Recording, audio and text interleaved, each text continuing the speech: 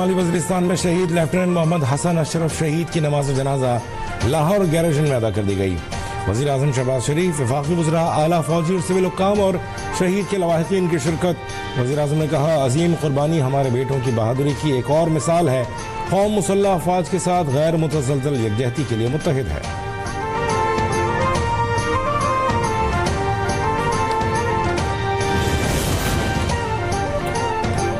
खैबर पख्तूनख्वा में कामयाब कार्रवाइयों पर सदर मुमलिकत आसिफ अली ज़रदारी की फोर्सेस को शाबाश।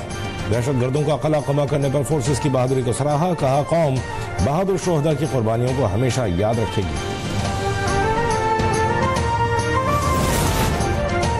और पाकिस्तान और सऊदी अरब का इक़्तिसादी ताल्लुकात के फ़रोग़ के अज़्म का इजहार। वज़ीर ख़ज़ाना मोहम्मद औरंगज़ेब की सऊदी हममनसब मोहम्मद बिन अब्दुल्ला से मुलाकात।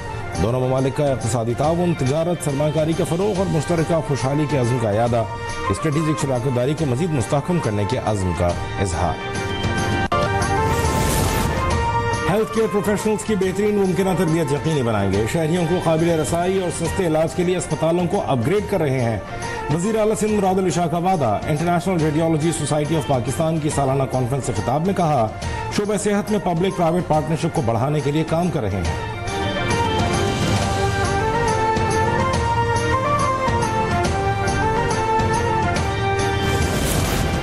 सिंध काबीना ने सरकारी मुलाजमतों में उम्र की हद 5 साल तक बढ़ाने की मंजूरी दे दी।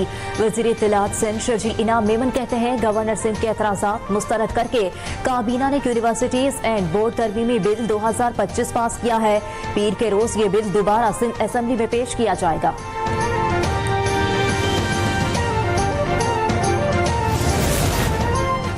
फवाद चौधरी और पीटीआई रहनुमा बैरिस्टर शोएब शाहीन अडियाला जेल के बाहर लड़ पड़े। तल्ख कलामी के बाद बात हाथापाई तक जा पहुंची। फवाद चौधरी ने शोएब शाहीन को थप्पड़ जड़ दिया। शोएब शाहीन जमीन पर गिर गए। दोनों रहनुमाओं ने एक दूसरे को गालियां भी दी। बानी पीटीआई के कहने पर दोनों रहनुमाओं में सुलह भी हो गई।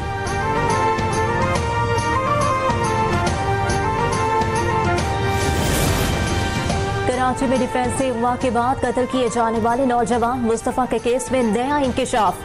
मिलने वाली लाश का सर और टांगे गायब है। पुलिस ने मकतूल के सर और टांगों की तलाश शुरू कर दी। लाश की शनाख्त के लिए कब्र कुशाई और पोस्टमार्टम का भी फैसला। मुस्तफा आमिर के कत्ल केस का मुकदमा हब थाने में दर्ज कर लिया गया। केस में नाकिस तफ्तीश और शवाहिद इकट्ठा न करने पर 3 पुलिस अफसरान भी मुअत्तल। SHO दरख्शां अब्दुल रशीद पठान, SI और दरख्शां जुल्फिकार और इन्वेस्टिगेशन ASI इफ्तिखार अली शामिल।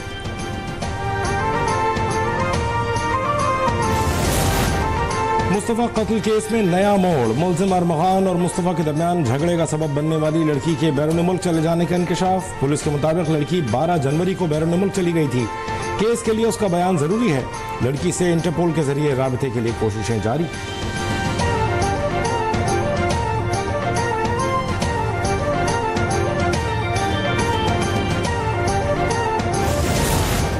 मुस्तफा कत्ल केस में गिरफ्तार मुल्जिम अरमगान के वालिद का इंसदाद दहशतगर्दी अदालत में शोर शराबा, हंगामा। कामरान कुरैशी की जबरदस्ती जज के चैम्बर में घुसने की कोशिश।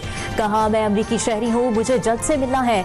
अदालत ने दूसरे मुल्जिम शहराज को 21 फरवरी तक जिस्मानी रिमांड पर पुलिस के हवाले कर दिया।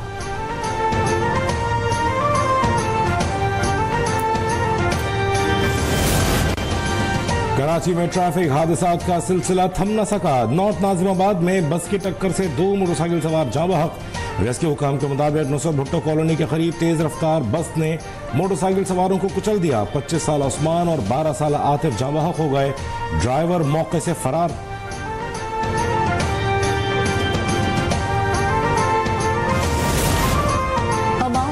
इस्राइल यरगमानियों को रिहा कर दिया। बदले में इस्राइल ने भी 369 फलस्तीनी कैदियों को आज़ाद कर दिया। इस्राइल ने धमकी दी थी कि अगर तीनों यरगमानियों को बर वक्त रिहा न किया गया तो गजा पर दोबारा बमबारी शुरू कर दी जाएगी।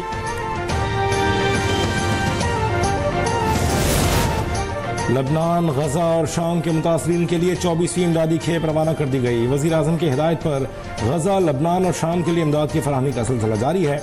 NDMA ने जिन्ना टर्मिनल कराची से इमदादी सामान की खेप रवाना की।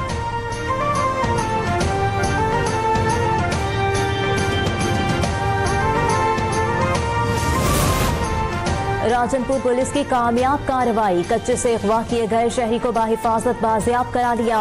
क्रिमिनल्स ने चंद दिन कबल शहरी मोहम्मद जमील को अगवा किया था और इसे दूसरी जगह मुंतकिल कर रहे थे। राजनपुर पुलिस की मुद्दत में अगवाकारों के खिलाफ मुकदमा दर्ज था। लाहौर में चिंची और लोडर रिक्शा चलाने वाले हो जाएं तैयार। अब मोटरसाइकिल रिक्शा या लोडर रिक्शा चलाते हुए हेलमेट पहनना लाजमी होगा। सीटीओ लाहौर ने वाजे किया कि बगैर हेलमेट लोडर रिक्शा और चिंची चलाने वालों के खिलाफ कार्रवाई की जाएगी।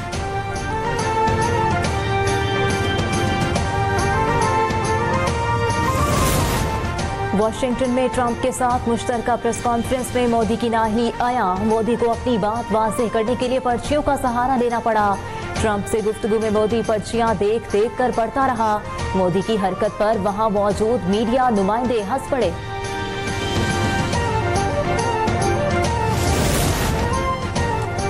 और रफ्तार के साथ महारत के मुकाबले, कठिन रेतीला ट्रैक, जीत की लगन। चोलिस्तान में इंटरनेशनल डेजर्ट जीप रैली की स्टॉक कैटेगरी की रेस जारी।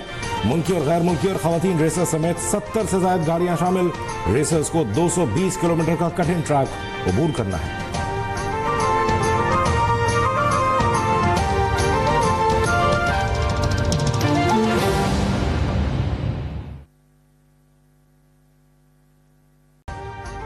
अभी सब्सक्राइब करें ताकि कोई खबर रह न जाए।